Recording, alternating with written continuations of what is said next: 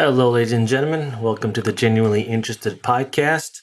My name is Roy Bensby, and I'm your host. This week we have Joseph Hollier, who is a young entrepreneur, passionate skateboarder.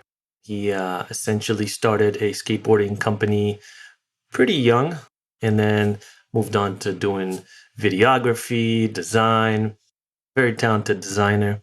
And then his last venture and his current venture is the light phone. And it's a very interesting concept. While almost every company or every product or service that is being sold to us is trying to take more of our time, this one is trying to take less of our time. So it's a very basic phone, a very small phone, but all it has is basic functions. It can call.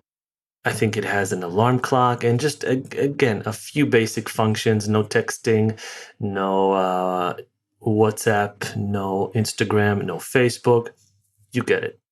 And what they're essentially saying is that we're so connected to our iPhones, and rightfully so, that we just don't have enough time to do anything else. And people have anxiety, and people are just so overwhelmed with consistent, nonstop emails, nonstop WhatsApp messages. It's just nonstop is the word, right? This thing is on us 24/7. It monitors our sleep, monitors our heart, our in connecting with the smartwatch or whatever it is. It's just we've basically downloaded all of our autonomous thoughts onto this thing, and it's in charge of us, and that does have benefits. That allows us potentially to it frees up time for us to do more creative work, or at least that's what they say. But unfortunately, what it does is it's so good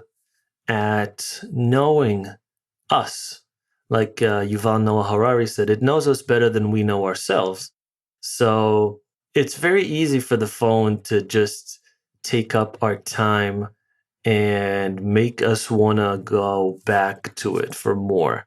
If it's social media, the ads that are just so targeted. And once you talk about something, the next day you have an ad for it, or Amazon or Twitter or just whatever it is, right?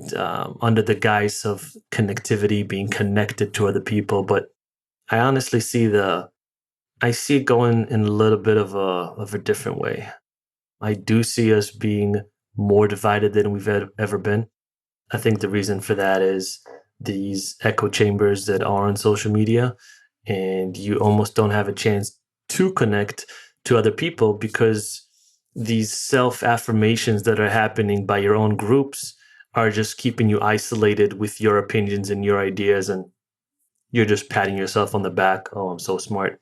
Instead of having an and you really can't have an open dialogue on social media when you have 280 characters or however long it takes you to write something on Instagram or Facebook.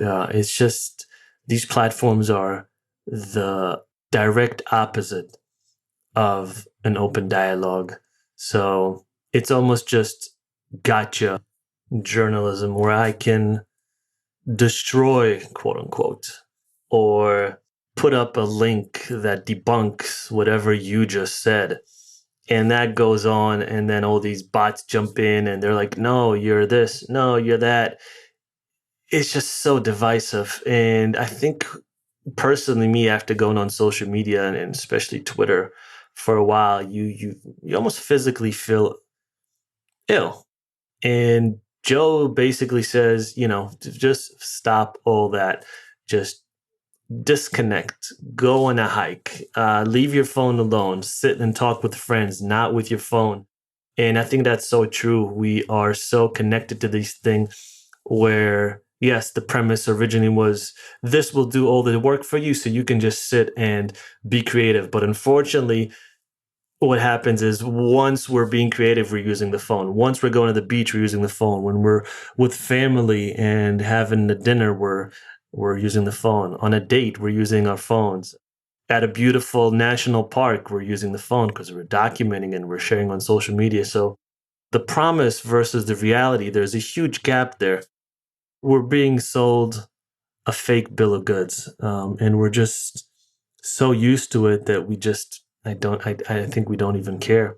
So that's why I think products like the light phone are a great idea. I'm not saying switch completely, and they're not saying that either. I think that they're being very realistic. They're saying, hey, this is an addition to, and maybe take a weekend off, maybe use the light phone. And like he says, there's CEOs using this.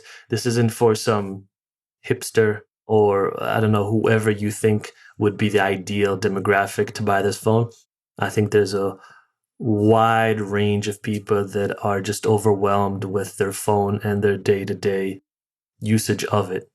So I do think that products like this and others, and maybe just not even products, but just a disconnection from modernity once in a while, once a week, once a month, whatever it is, it's good. And I'm just as guilty as anyone else. I go out snowboarding and I'm on my phone, and I'll go on hikes and I'll take pics, and I'm not really present a lot of times, and that's something I personally need to work on.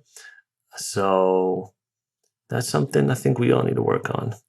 Yeah, it's a very interesting thought process, as to what's going to happen as we gradually get more technological. I do see this. I don't know if it's a cultural shift, but I do see some movements even in the tech sector that are going more digital minimalists. And I think this is something we can all relate to. I think we all want a little bit more privacy. We all want a little bit more free time. And I think we also want to not be so attached to our phones. I think if you can't go a whole dinner without checking your phone, or if you can't even watch a movie on Netflix an hour and a half, or and not check your phone, or watch a show one episode for an hour and not check your phone. If you can't do these basic things that we used to be able to do without checking your phone, I think there's a problem there. And I think that's the overwhelming majority of people. So I think we need to, and this might be a great time during COVID, is to just do a little bit more introspective work, go within, see if there is some inner work that needs to be done. I do think that going out into nature, if it's hiking, whatever it is that you like to do, snowboarding, going on a bike, just be out there. And I think that will have a huge benefit. I think people need to be outdoors much more, but it's just my opinion. So for the podcast, guys, like I say every week, please subscribe, rate, review. I really appreciate you guys. And if you have any questions or comments, the information is in the show notes. Feel free to reach out. I'm going to put Joe's info as well. So you can reach out to him. You can look up the light phone. And yeah, if that's something you're interested in, look it up.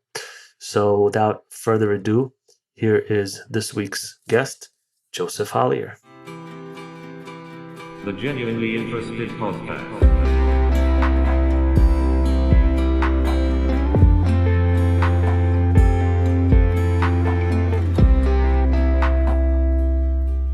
How you doing, man? Hey, thanks for having me. Yeah, man. Thanks for coming on. I know you're a busy guy, so thanks for taking the time. My pleasure. So where are you right now? I'm actually in my apartment bedroom in Brooklyn, New York, over in Bushwick. The new office, right? Yeah, the office of 2020, it seems. Yeah. It's definitely been an interesting change of pace and change of location. Lots of changes, I guess. Yeah, right. Yeah, we were actually talking before we started recording about how there's almost no differentiation right now. It's just work and life has combined into this one long day, and there's no separation like we had before. Exactly. I mean, it reminds me of when I was a freelance artist, actually, like before the light phone. And it was much easier, clients emailing you all night, and you're kind of just, at their mercy of like, yes, I need the work, whatever. And then I remember with the light phone, it was really nice to be like, I have this phone now. I'm going light. I'm offline. And now it's kind of come full circle, and I'm just like at home again, working all the time. Yeah, I definitely want to talk about the light phone. That's like the gist of the episode. But I want to talk a little bit about you first. So maybe give us a little bit of background. Where you grew up, what your background is, how you got to the light phone. Just like stop at iPhone, but give us kind of the backdrop. Yeah, I'll try my best. So I grew up in Cranford, New Jersey, which is just the suburb on the other side of Manhattan. It's mostly a commuter town, and so I found myself coming into the city in high school to skateboard and do all the little things that maybe aren't as accessible in the suburbs. So I've kind of just always gravitated towards the city, and then uh, throughout high school, really big skateboarding influence. I found myself making a lot of videos, printing ourselves T-shirts, and we kind of made this whole little skate company. Me and a couple of buddies, and so I was kind of just organically doing all of these art things without really knowing that there was such a thing as graphic design, or that this could become some sort of career. It was never that. It was just like, whoa, how'd those guys do that? I want to do that. It was a lot of that, from music to the art and the printmaking, and then when end of high school came, it really felt like a natural transition to kind of go to the School of Visual Arts and study design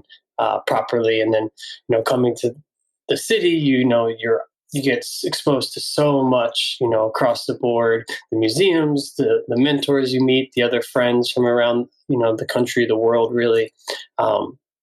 So studied graphic design, and I think in how open-ended my school made the program, I was able to dabble with film and dabble with video and animation a little bit, and kind of try all these different things. And so when I graduated SVA in 2012, I kind of was like, I want to make music videos. I still kind of had this skateboard company. I want to be a fine artist. I kind of jumped around and did a lot of things. And actually, I think my first real gig out of college was going on tour with this rapper Yellow Wolf, and kind of Yeah, I know. documenting a tour. So it was like almost completely unrelated in some ways to what I had been studying, and I think what my peers expected I might fall into.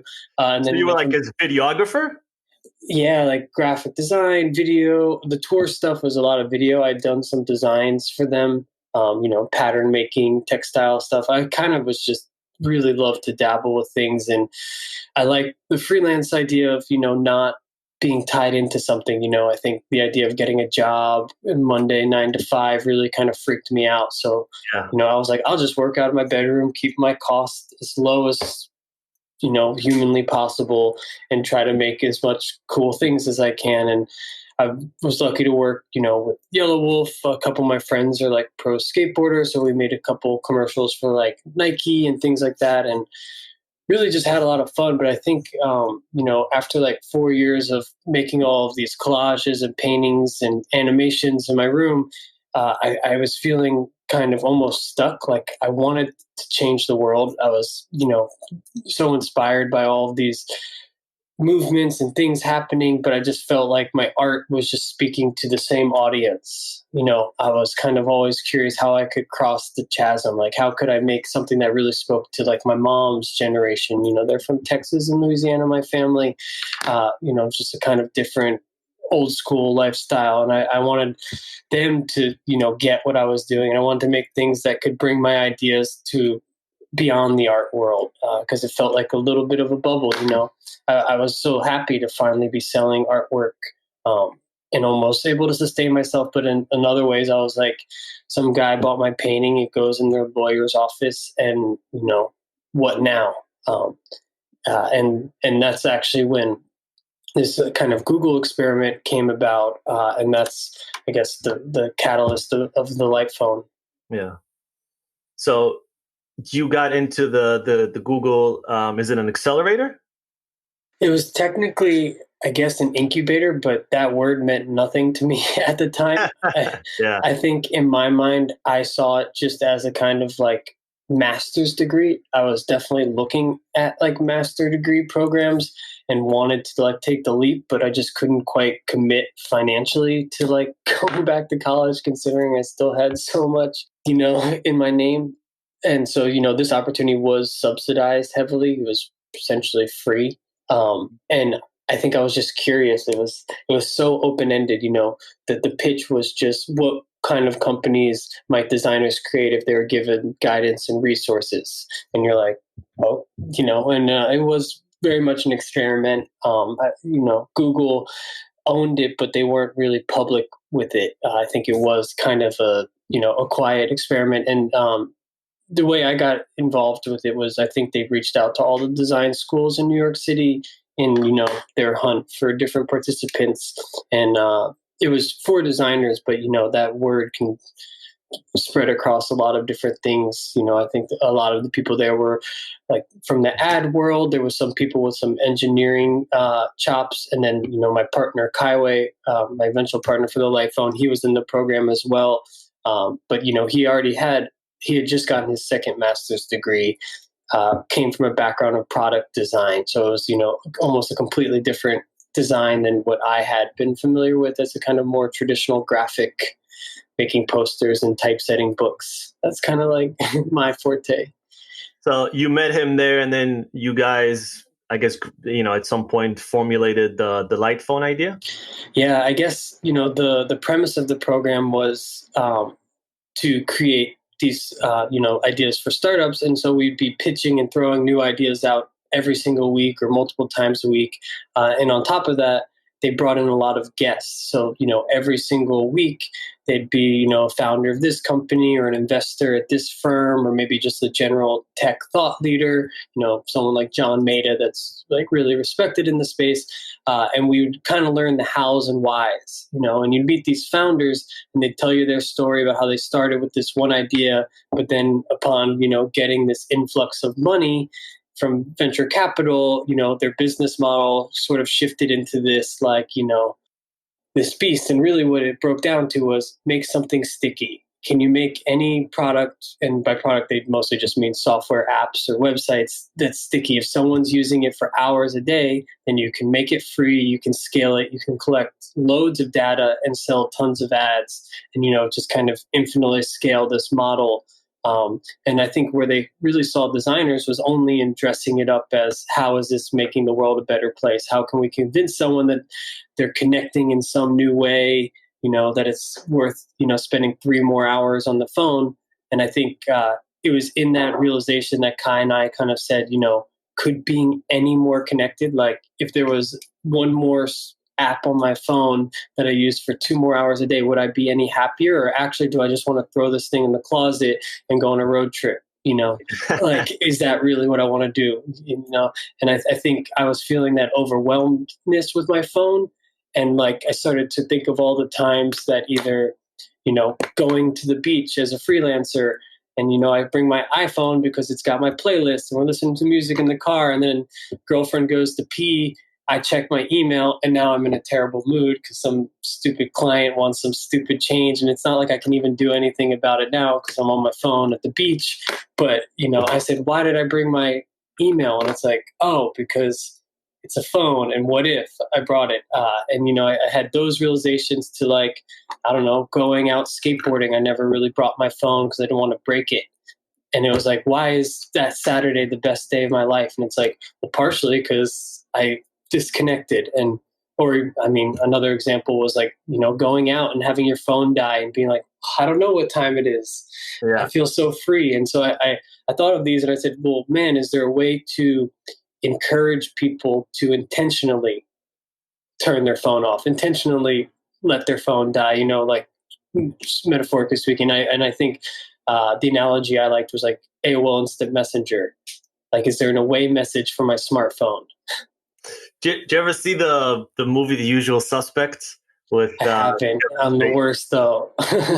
a great movie, but at the end, I won't give anything away if you do want to watch it. But at the end, he has this line, and he says something to the likes of the greatest trick the devil ever pulled was to make us believe he didn't exist. And if you watch the movie, you'll understand why. And I think there's there's a similar idea with tech companies. There's this a trick that they're trying to pull over us, this connectivity. It's always stay connected, and there's about a gazillion apps on our phone, and they're all of them designed for a particular day or a particular time in the day or a particular activity that we do, and essentially you're using it from the moment you wake up to the moment you go to sleep, and even during the sleep. Now there's apps that check your sleep.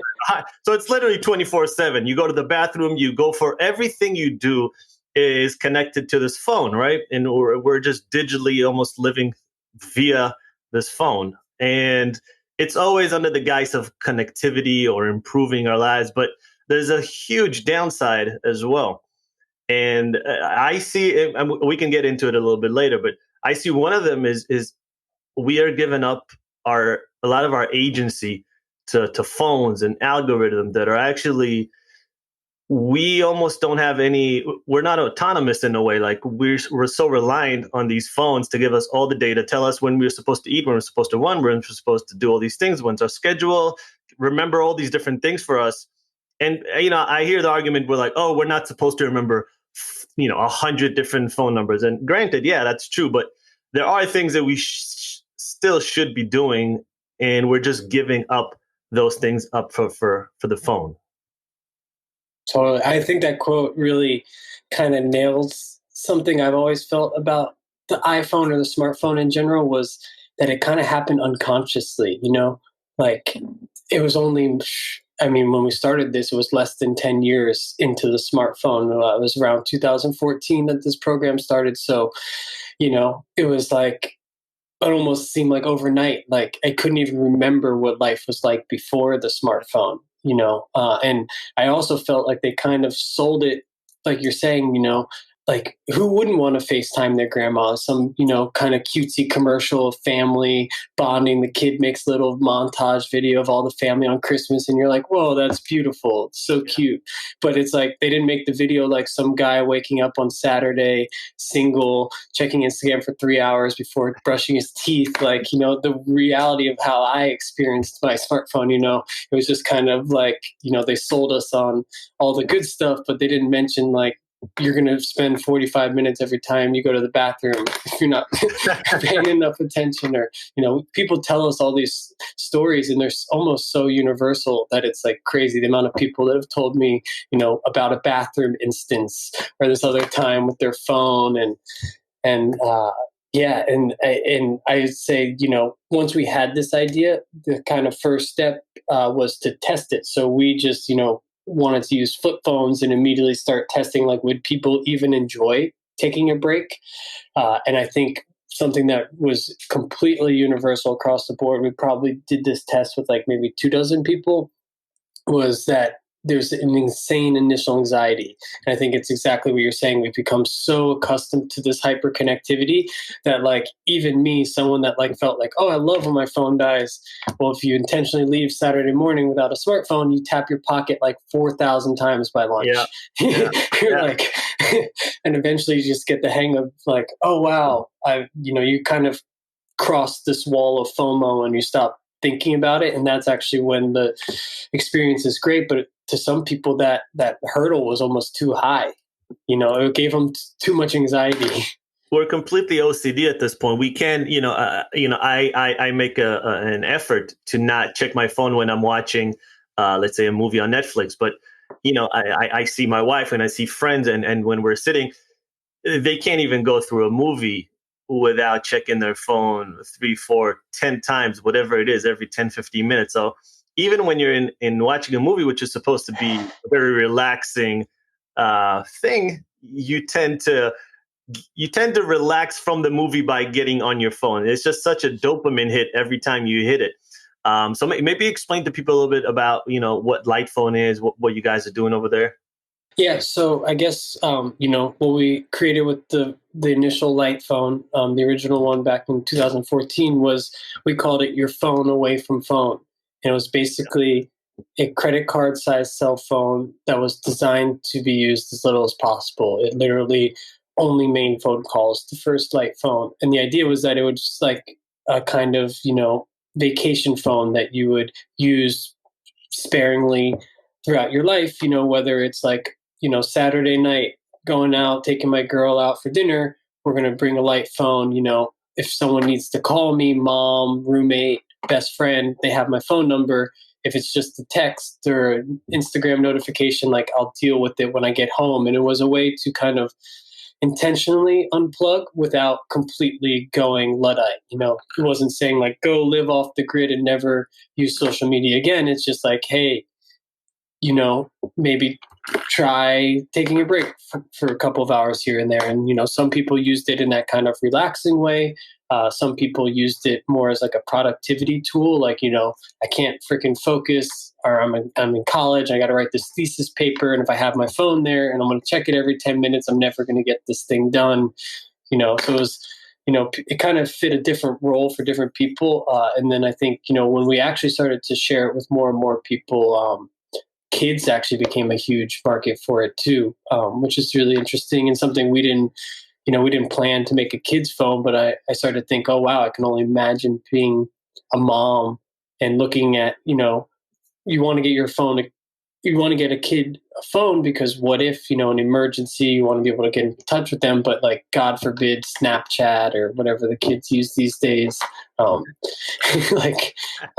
I can understand that kind of, that dilemma. And so, we really just kind of set out to create, like, how we have different shoes for different occasions. We said like, why do I bring my entire, essentially mini computer with me everywhere? If I'm going to the beach, do I want to bring my email, or is that actually a potential like buzzkill? So it was definitely like a, artful, almost experiment of a project. But I think, it did strike a chord with people because when we launched it, we did it as a Kickstarter. And I think we saw, I guess even before we launched the Kickstarter, but especially when we did, it got a super polarizing reaction. And I think that was so interesting to me as a kind of artist, was that even before the product was made and people were using it, just by saying, here's a phone that costs $100 that does nothing on purpose. Like it just kind of, some people were like, oh my God, I love it, I need it. And other people were like, that is the stupidest thing I've ever heard in my entire life. But, it got their wheels turning. Yeah. And they said, why would someone ever create such a thing? And, you have to kind of realize the value of, all of the activities off your phone. That's what the light phone represents. It's not actually about, oh, does it have Bluetooth 5.1 or does it have this spec or that spec? It's like, it doesn't care. It's really about like, do you like playing piano?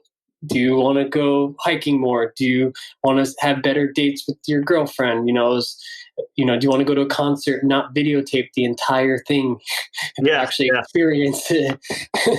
Yeah, it's essentially it's a technology that respects your time rather than tries to vie for it and suck up every single moment of your time. So it's essentially, it's ironic, right? Because you're developing a product to be used as little as possible, which is the direct opposite of every other product that a company puts forth.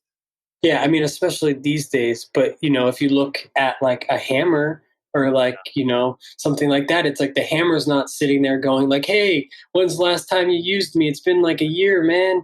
But like, God forbid I need a hammer, it's there. So I think that was kind of our role, was like, if every company's business model, I think that's really where the crux of the issue comes in, is like, if Facebook's business model wasn't ad based, if it wasn't this like need for us to spend more and more time for them to make more money, if there was maybe a monthly fee for it, then maybe they wouldn't care about how many hours you spend on Facebook because they're making their money. But because all of these platforms want to be free, I say that with like quotes because it's not free. You're paying for it with something, which just happens to be your eyes and your data, and in the long term, your long being. So I think that was kind of what we were combating. We were saying like, hey, if we make this phone and we charge $100, we can have our modest little business, and we don't need you to use it all day. In fact, a lot of our users, something we learned from those tests was like, they were like, oh, it was the best weekend. I was so relaxed. I got this done. I did that. And when we look at the phone, 0 phone calls. Yeah. Because it Yeah. wasn't about the phone calls. It wasn't like, oh, now that you don't have texting, start calling everyone. It was just kind of this peace of mind. It was like the bare minimum. So it was super interesting to see, Yeah. uh, I have so many questions. So, all right. So you mentioned earlier kids, which I'm very surprised because I would, I mean, okay. So who would be or do you guys know who are the main demographic buying the phone? Yeah, I mean, this one's always been tricky, and I find this actually quite inspiring, but it's crossed so many of the kind of normal lines that you might be able to draw around a product and who it's reaching. I mean, we initially saw, or I think I initially imagined it would be people like me, maybe New York City, Los Angeles, Austin, or Miami, some of these like more city oriented, urban 25 to 40 maybe like creative types that probably work heavily on computers, specifically email, and would understand like the value of wanting to unplug and would probably see it as a creative opportunity. But I think, right from the get-go, it went from like, outdoor enthusiasts that really wanted to use it as like, oh man, I hate bringing my smartphone when I'm hiking, it's so heavy, to like Bible Belt families that wanted it as like a Sunday phone, like, on Sunday, family first. We put everything else behind, to like, an Asian CEO in Taiwan that's like, email is ruining my life. My kids won't look at me at dinner. I need this phone. So I think we were really inspired by how wide the gamut was. It was kind of hard for us to pinpoint any particular, like, age, gender, activities. It was hard for us to pinpoint it.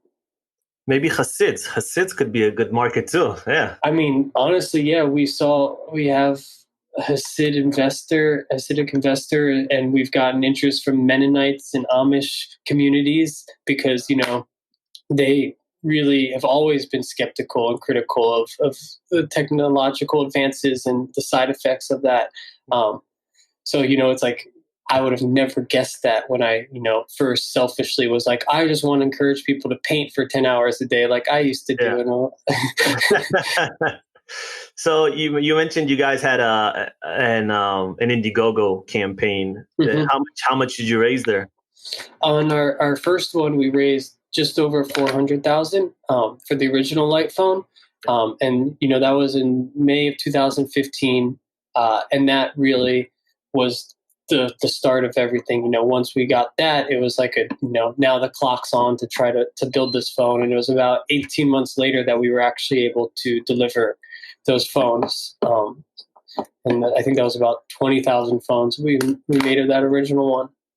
Was it substantially harder to find, a factory to partner with for the manufacturing than what you originally thought?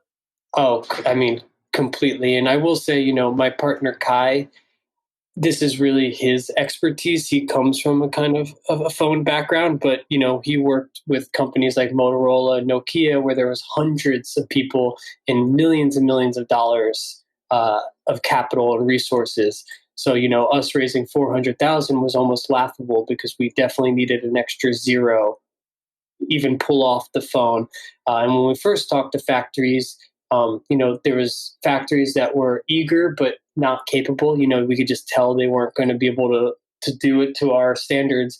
And then there's factories that were capable but unwilling to take the risk of such a different product and small company. And you kind of the two sides, like if they spend a year with us trying to ramp up to production, and then we flop as a company, they never really made it. It wasn't worth their time.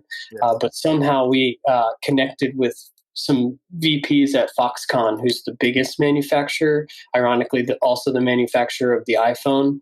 um, and they sort of immediately and personally resonated with it in this way that they helped see it through, and they actually became one of our first and biggest investors. Oh, Because really? that 400,000 was not sufficient. So we took on a bunch of private investors, mostly mission aligned angels, but Foxconn, which is just funny, I think, because of the iPhone. But that gave us a lot of credibility because they're top tier manufacturer. Well, investors or companies where they see potential, they'll invest. I don't think they have some sort of ideological attachment to anything. If you look at, just as an example, Tyson, who's the biggest meat producer in the country, they invested I don't know how much, but millions of dollars into Beyond Meat, which is a plant-based Mm-hmm. burger. So, they're just, and a lot of these other companies as well, they're investing in plant-based meats. And it's just, now they call themselves not a meat company, but a protein company. So I think companies are just going to invest where they see potential. Yeah, and I think for Foxconn specifically, I think they saw it as opening up a market of second phones. Whether it was just the light phone or maybe what we were kind of saying is like, why is there one phone for everyone? In a day when there was 1 billion smartphone users and they all look the same, like there's just too many different types of people and needs, like whether it's a phone for senior citizens or people who want a really rugged, bulletproof phone, or who emphasize photography, or, whatever it kind of was. We were just like, there should be more types of phones. And, we were doing the kind of opposite type of phone, but, we just wanted to see more options on the landscape. You need to do one of those ads. Every time I'll get these silly ads on Instagram, and I'll see them on the internet as well sometimes, where they sell you a product. Doesn't even matter what the product is, but they'll just make that product go through all these unnecessary things, like a Jeep riding over it, or throwing it over a mountain, or smashing it up against rock. I'm like, dude, I don't need my glasses to be that hard. That's so funny. Like, nothing can break this thing through water, through fire. I'm like, I don't even do those things. It's unnecessary. But I don't know. It's funny. The macho flex. They're like, yeah. The alpha flex. Yeah, like I don't need like a lighter to be that strong. But they just like to go over the top. Have you seen? Because this is something I've noticed recently. More and more companies reverting back in a way. What I mean by that is, more companies are either doing a simpler version, or talking about disconnecting, or being a digital minimalist. And even Silicon Valley guys, they're going on 2-week detox. And there just seems to be a trend going in that direction, where people want less of digital, less of what the iPhones, less of the internet.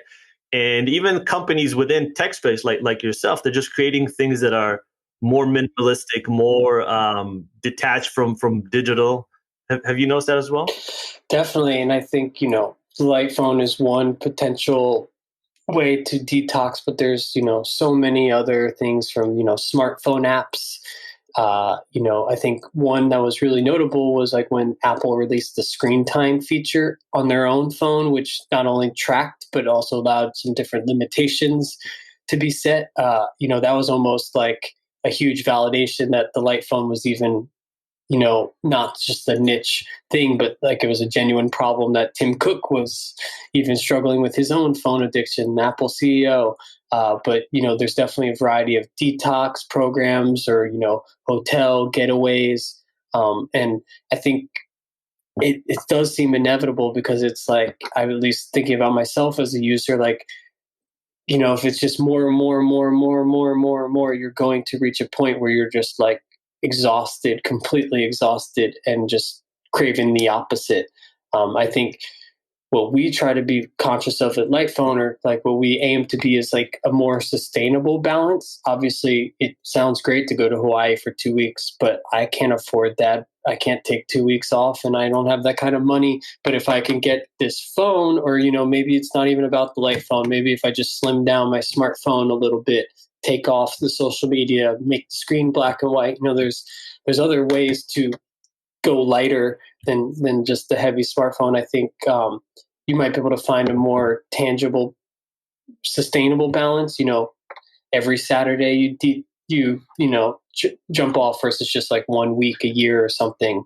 And people almost relate the light phone, a lot of our users, to like a therapist or something. Like, they're like, well, I'd spend so much money on a therapist. Your phone was only $100, or the new one's now $350.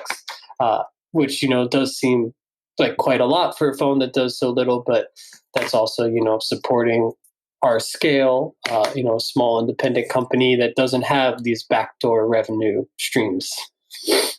Um, yeah, I mean, you did mention earlier that, when we go and we don't have our phones, we tend to check, our pockets every 2 seconds. And I was wondering if you got any user feedback about going on a hike or going on a weekend, doesn't matter where, and not taking the phone and just taking the light phone. Because essentially no one calls, and like I don't get calls anymore, right? It's either emails or text or DMs on the various social media accounts, which I don't have many. So calling, like, really, people only call when it's just like, my mom calls from back home, or have to have a call that's happening, but it doesn't happen as much. I was just wondering if you got any user feedback as to that feeling of being a whole weekend away from the phone. It's almost like detox, right? It's almost like quitting Yeah, I think, alcohol or cigarettes. and that's really how we saw it. So I think that's it. Was our initial reasoning for not including text messages, was that it was like, let's make it as absolutely light as possible. But I think the feedback we saw was when people who were using it regularly, every single weekend or multiple times a week, they loved the experience of being light so much that they actually like dreaded going back to the smartphone. And they were like, if only this phone could text, I wouldn't need a smartphone. And so it was kind of in digesting some of that feedback. Even like, I remember this one instance, a couple, they both had original light phones. They went on a date. They're in Manhattan.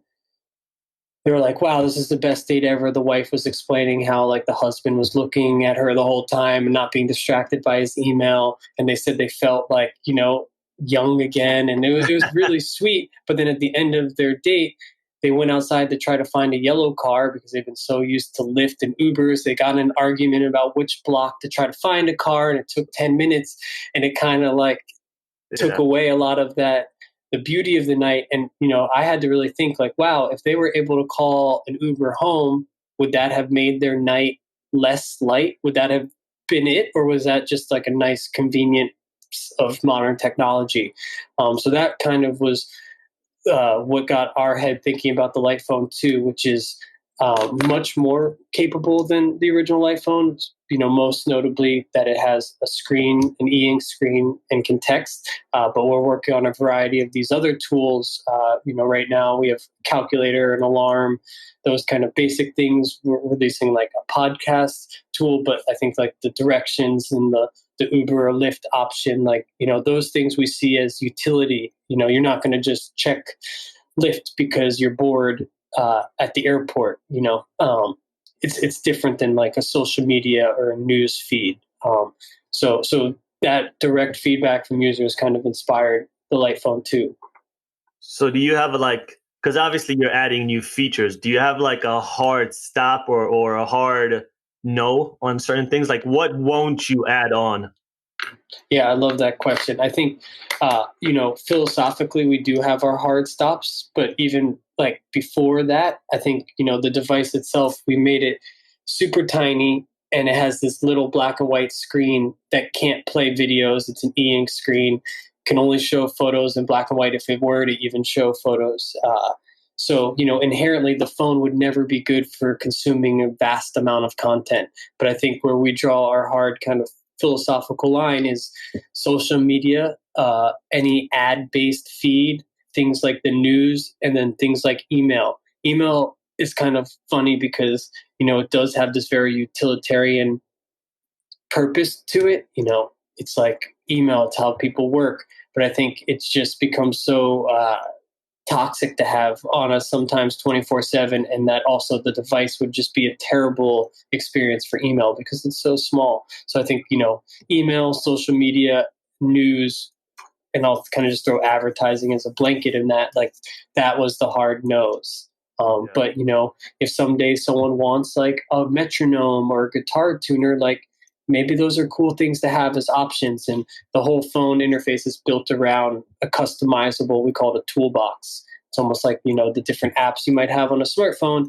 And so, like for me, I don't really need a calculator and an alarm, but like to other people, those are super essential. So you can kind of remix your phone's menu to reflect what you do and don't need.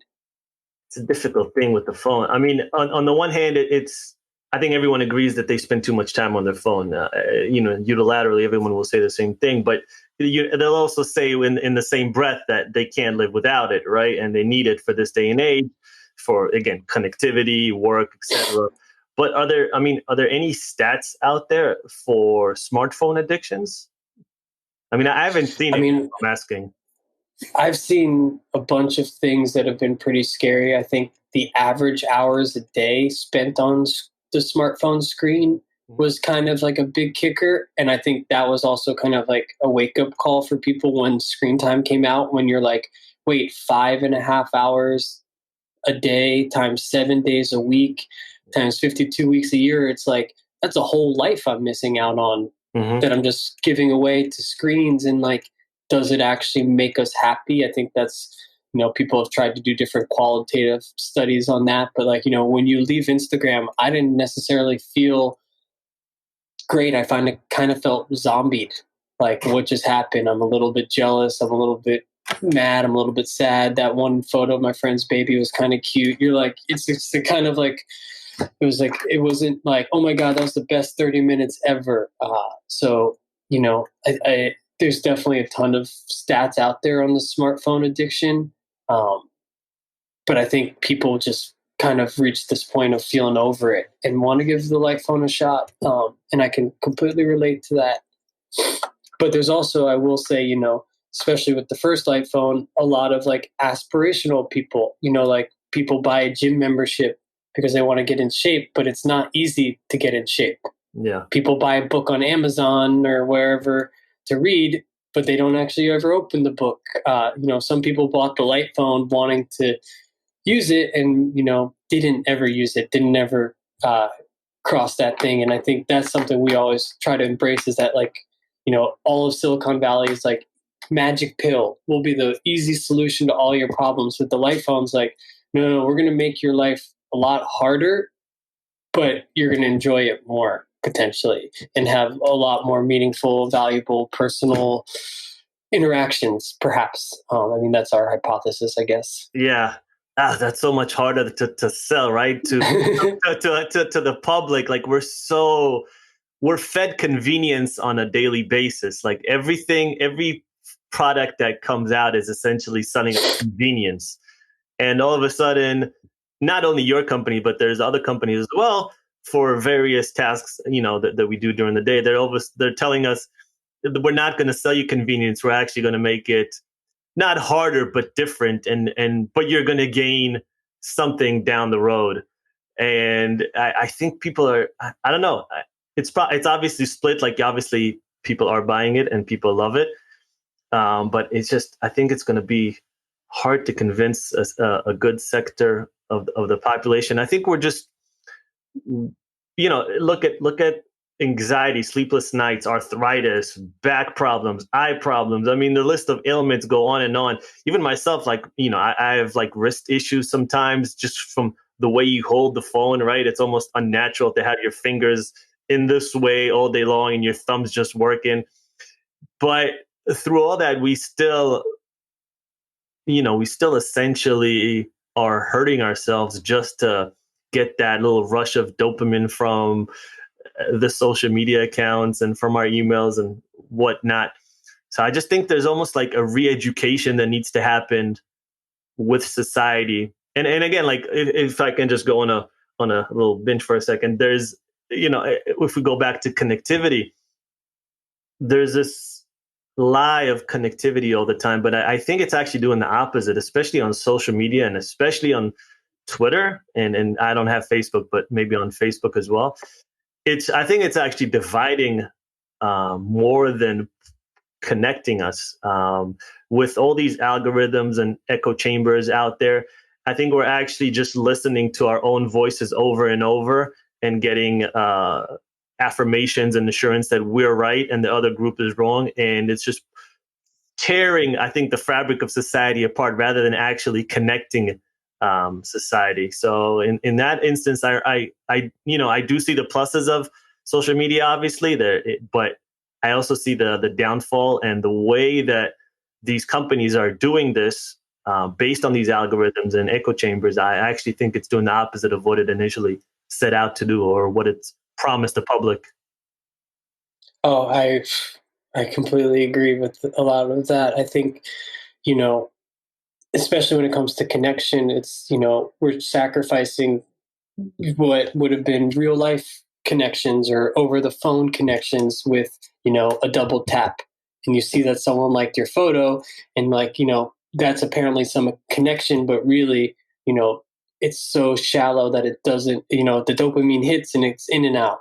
It's like, it doesn't actually satisfy us in any meaningful way, almost like, fast food compared to like, a real hearty meal or something. It's just kind of like in and out. And I think, to the point of like getting to the other side and re-educating people, I think the great thing that happens is that when people do try the light phone and get lost in the things that they love the most, and that's kind of where we stop.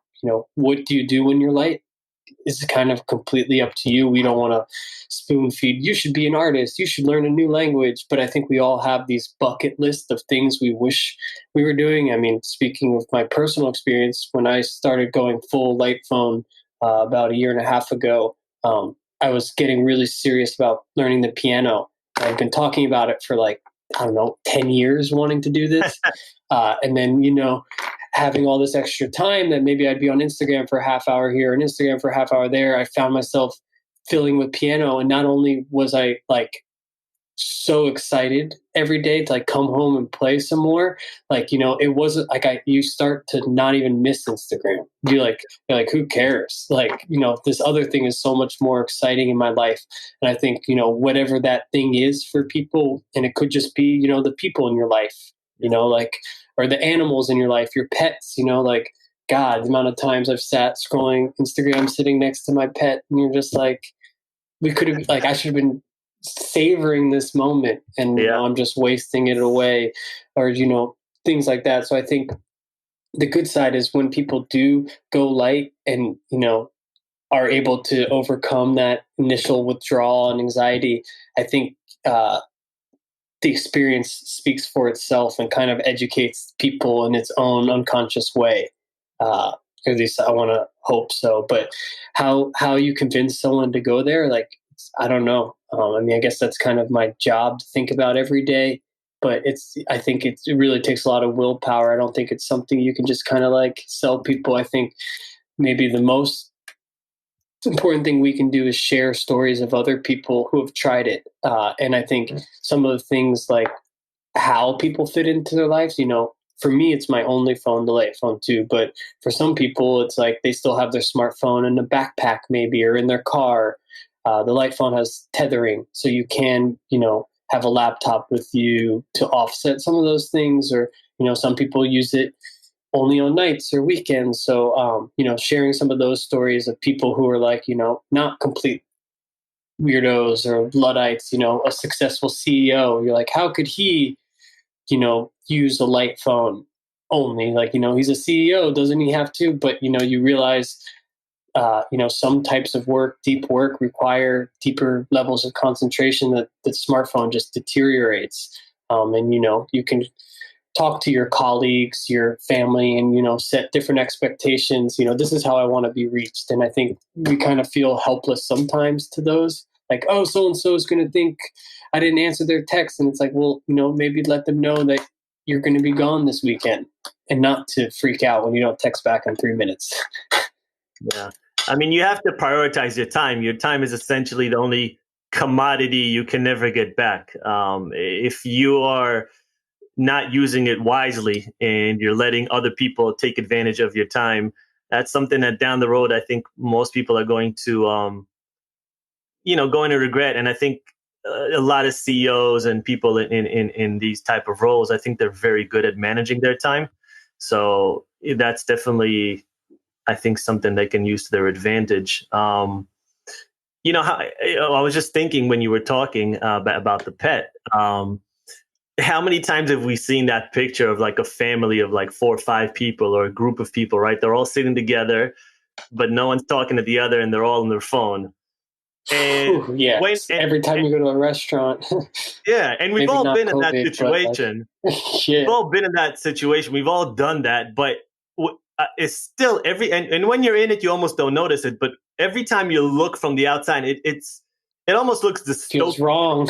Yeah, Yeah. it's like this is not what we're supposed to be doing with one another. Like you can do this at home, but it's weird, man. It's just every time I see it, I just have a bad feeling within me, you know? Yeah, especially the couple out at dinner or something, and it's just the whole meal face down. And I'm sure I'm guilty of being there at one point, but especially when you're on the light phone, it's so obvious. I mean, you go to the bar and you're like, man, everyone who isn't here with someone is on their phone. Yeah. And as a light phone user, if let's say you're with 5 people and they all start to go on your phone, you're kind of SOL. You're like, I don't have a phone to go into. So it's those are the interesting moments. But I know what you mean about the dystopian image. It's really so crazy. And even not that necessarily this is good or this is bad, but I think there's also this human connection, like human physical connection. I'm in my 30s. When I grew up, we didn't have phones, and when you wanted to talk to, a woman, you would have to muster all that bravery that you had within you and go to the other side of the bar or the room and try to, strike up a conversation. And 9 times out of 10, it didn't go your way. But that's how it was. And now, there's all these apps, and I've personally never used any of them, but I have friends in their 20s and even in their 30s that are single. It completely changed the game of how we deal with, with the opposite sex or deal with our partners, whoever they are. So all these things have just happened in such a short span of time. The way we interact with each other just in the last 10, 15 years, they've completely changed. Oh yeah. And I mean, I start to put myself into kids' shoes, even one step further when I was a kid, and you had to call the girl's house. And Yeah. you knew who was going to answer. The dad answers the phone, and you have to ask if she's there, and he's going to say, "Who's Joe?" Yeah. Like they don't have to deal with that. But all of the high school interactions from like I don't know, having these metrics for kids, I mean, that's got to be detrimental to their self-esteem. Instagram, obviously there was always cool kids and not cool kids, and I definitely fell on the latter spectrum. But there wasn't a number to tell me how not cool I was. Yeah. It was just kind of like kids, like society did its own thing, but now it's like bullying over the internet I've read some things about how detrimental that can be to empathy and stuff like that. If you bully someone in real life, you see the reaction and it actually doesn't feel good. Most people tend to be like, oh, that felt bad to see someone get hurt. But over the internet, you lose that. And so, from that to like dating, as you mentioned, like, even getting a job, like I came from a freelance art background and we had portfolios, and portfolio websites, but now it's like, oh, you only have 1,000 Instagram followers. You must not be a very good artist. This girl's got 70,000. She must, be worth way more money when, maybe that's true, but I would just say, there's so many other factors to making you a qualified artist or designer for a job. But, it's just changed the entire gamut. Yeah, I've actually had a few people on the podcast, actors, models, etc., and they do say like, the casting director, whoever, they look at not only your abilities but what social media account do you have and how many followers you have. And I saw this documentary. I forget the name. I think it was like last year I saw it, and there were all these people who were trying to be influencers, young kids, like 14, 12, 16, like teenagers. And they were investing so much of their time and money to be an influencer. When influencer is just, it's completely vapid. There's nothing there. I mean, you're not actually something. You're not a engineer or a designer or an artist. There's no actual skill. I mean, not that it's easy to build, quote unquote, a brand on social media, but you're just being famous for the sake of being famous, right? And their parents are really backing them up because now they see the potential for a business there. And it's crazy. You'll see these kids and mostly the girls, like 14, 15, and they have photographers, professional ones, and they're taking pictures of them. And these girls on social media don't look like they're 14, 15. They look like in their 20s. And just again, like the whole thing just felt wrong. And for the parents to support that, not that I'm some conservative, but it just seems like it just doesn't seem like the right way for a kid to grow up. And I'm not saying like go outside and play like we used to do back in the day, but just trying to build your self-esteem based on likes and comments doesn't seem like the best way to raise a kid. Yeah, totally. I mean, you're so susceptible to the ebbs and flows of what other people think. It's like Yeah. you probably missed the opportunity to hear your own head, what you want to do, and maybe you do want to be a scientist, and you have no interest in a public facing thing, but you get wrapped up in that. I mean, yeah, I can only imagine, Yeah. but it's definitely a sad thought, and the fact that the parents support it. I mean, yeah. What can you say? So let's talk about, kind of a couple last questions. Where do you guys see, or where do you see the light phone in, let's say, 5 years from now? I mean, I guess what we've tried to build is light as a brand, and the phone we've always kind of seen as our first product. But it's fun to imagine how we could take similar kind of design lens that designed to be used as little as possible, or at least as intentionally and respectfully as possible, and apply that to other products, to varying degrees of technology. But I think where I'm kind of hyper focused and interested in is seeing how we can take the light phone to, this device we spent the last 2 years building, and through software updates, see how we can really give it, the best of its own life. I think it really still feels like the beginning of the light phone 2. We started shipping it in September. We're just now starting to get some of the tools rolling out. And I think, as we get more functionality in there and more users, and, we kind of grow in this grassroots way, I'd love to see it as like something that was a viable option where you could go into a T-Mobile store when you're getting your next smartphone and, either get a light phone in addition to it or maybe as a replacement of. And I think, we'd just love to see it as an alternative that was, more widely embraced. Like right now, we just really struggle with scale and getting all the various carriers to support the phone and all those kind of, bureaucratic annoyances, but we're trucking through those. Want to get some cool software out, but I think, it's just fun to imagine what a company that's not based its business model on advertising and stealing your time, what kind of cool things we can create with how far technology has come. Because we're not anti-technology. I think that's something that people tend to like try to label us as at Lightphone, is like, oh, the anti-tech guys. And it's like, yeah, sure, I have my fair share of criticism for days of the direction of technology, but like there's undeniable value in technology from the fact that, if Kickstarter and Indiegogo didn't exist, the light phone wouldn't exist. Yeah. We used the power of the internet as two guys sitting in my Brooklyn kitchen when we pushed that launch campaign button, to bring a product to life. And that didn't happen 15 years ago before those platforms. So, we understand the internet is so powerful, and what's happening right now with the kind of Black Lives Matters movement and kind of almost hijacking of social media to be more around a public good than like, my own ego rub about how good my lunch was or something. All my selfies I post. Yeah. So, it's inspiring to see how, like, I think, those things seem sort of distant, but they actually seem more related. And like, how can technology, be used in these smarter ways that have like positive impacts for the world, like genuine ones, not just like, now there's an app for that, like, but like, reform happening on large scale systems to like, me being able to wake up on a Saturday and not just be an anxious mess. Yeah.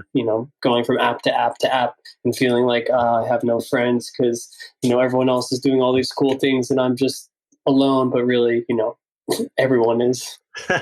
Yeah, we're all alone, but we're all connected. No, I mean, I 100% agree with you. I think tech, and I was kind of like shitting on tech earlier, but that's not what I want to say. Like, I love tech. I think tech has helped us tremendously in the last 100, 200 years, especially in the last 20 years. It evolved us tremendously, but it's just like anything. It can go bad, with all these technologies like facial recognition and AI. Like, it can go array, and it can just be used in different ways that are not gonna help humanity in the long run. I think so. I think as long as we use it wisely, and that's a bit subjective, I know, but as long as we use it wisely, I think it could be hugely beneficial for everyone.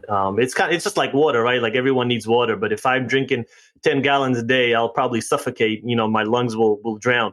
So you have to find that moderation of how to use it without, without just adverse effects.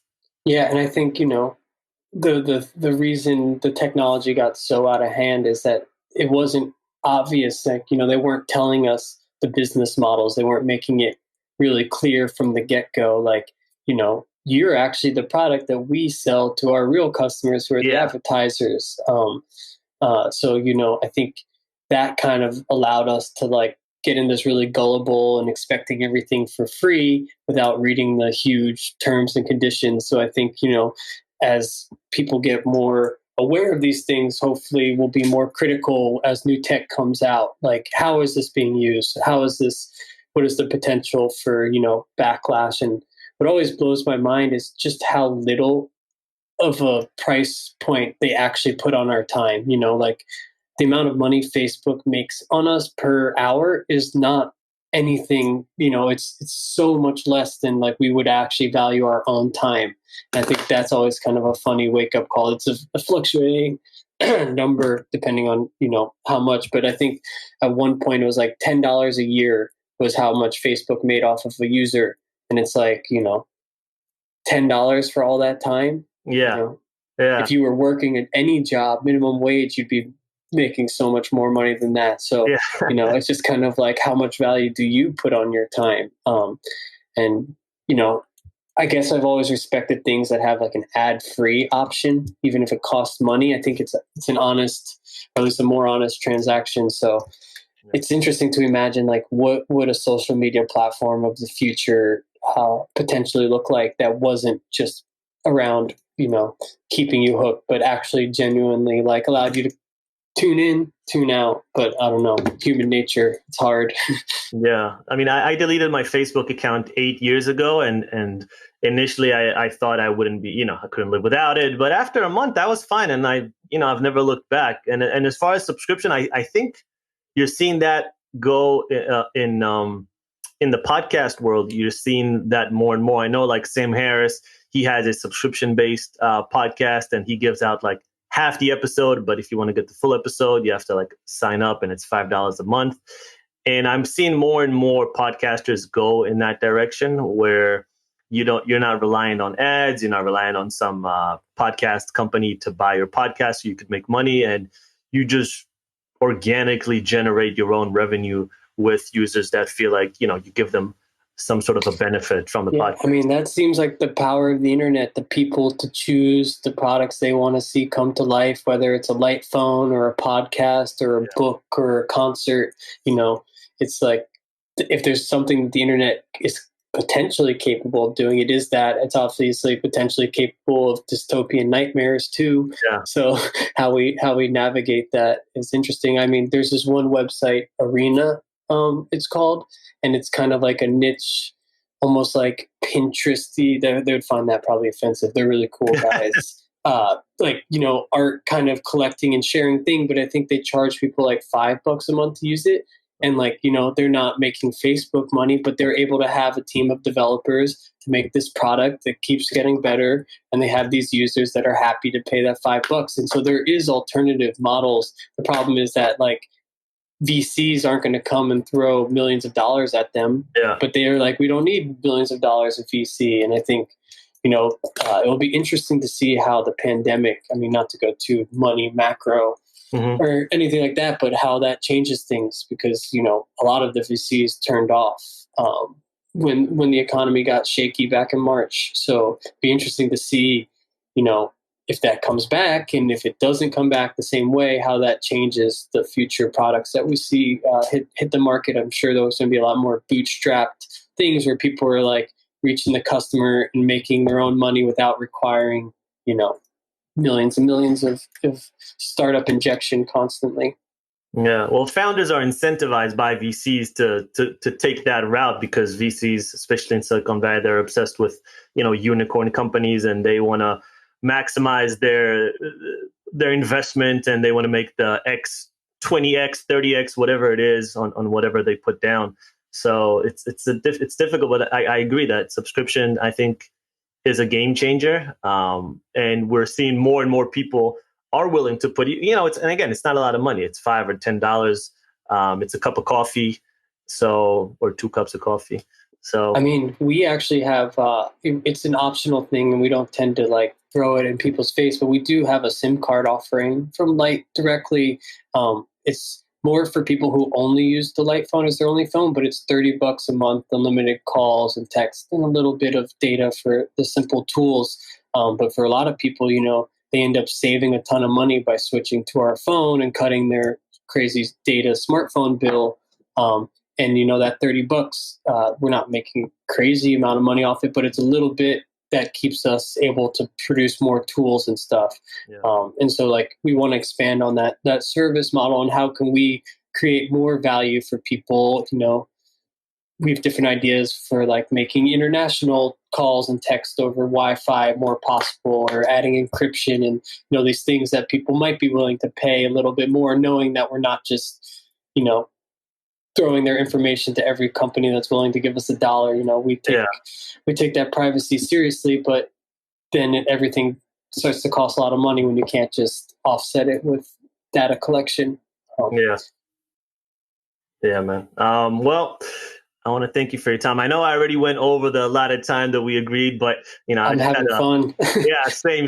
So I want to thank you for your time, man. I really appreciate it. I had a blast talking to you, and I think I learned a few things that I might not have known before. So thanks so much, man.